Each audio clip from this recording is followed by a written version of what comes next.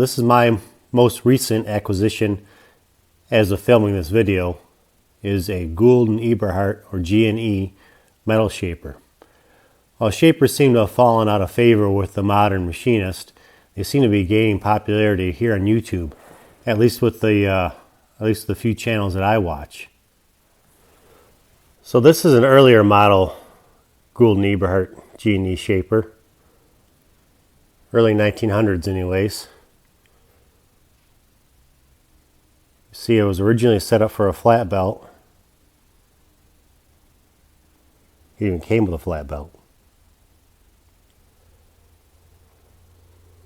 We can see the stroke designations on the step pulley goes up to 14-inch.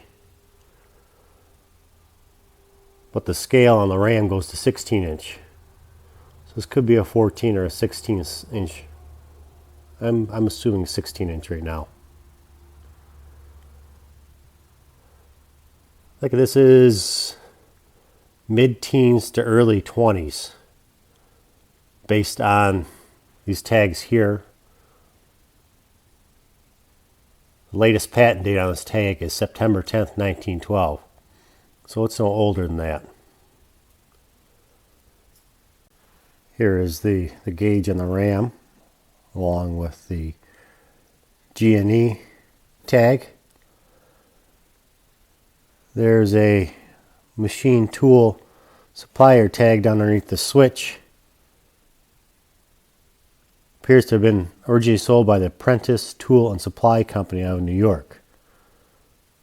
This is an old motor starter switch here in front of it.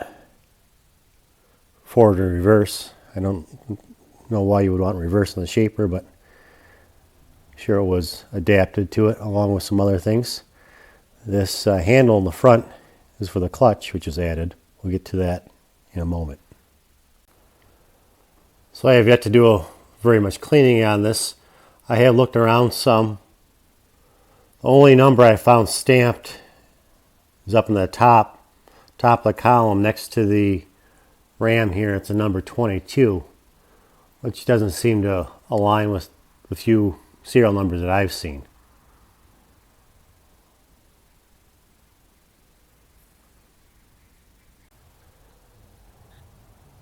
Here's a clamper box with the lantern style tool post in it. It's got an Armstrong T2S holder in there. Here's the vise. It is a vise that can rotate. It does have graduations on the bottom of it. I haven't cleaned anything up a whole lot yet. I can't find any markings as on this vise, so I'm not sure if it is the original vise, but it is a large heavy-duty vise. Could have come off a large mill. I believe this is sat for quite some time from the rust and stuff that we're seeing on the surfaces.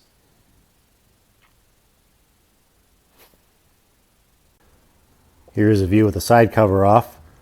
You can see the reciprocating arm, or vibrating arm as some call it, in the foreground there. Ball gears in the back in the shadow is kind of hard to see. There is no automatic lube system on this machine. There are a series of manual oilers, including on the inside of this cavity. So this is the motor drive system which was adapted to this machine.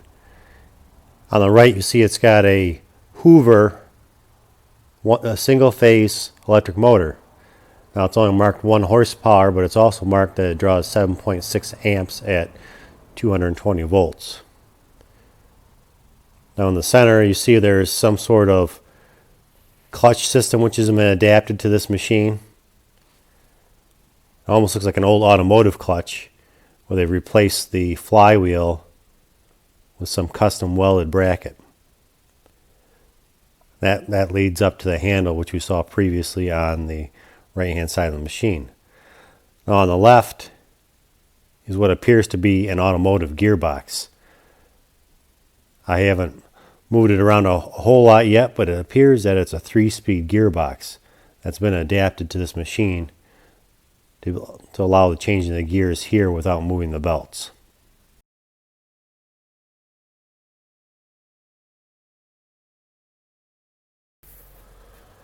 So as far as the plans for this machine, at minimum, I'm going to take the slides apart, pull the ram, clean everything up, make sure everything is functional, put it back together. I'm not sure if I'm going to paint it yet or not, but this should be a good tool to have in my hobbyist shop. It obviously is not going to see any kind of full-time production work.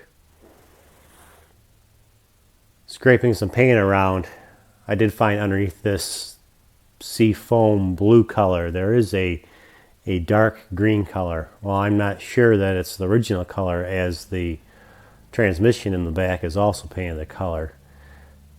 If I do paint it, that might be a color to consider.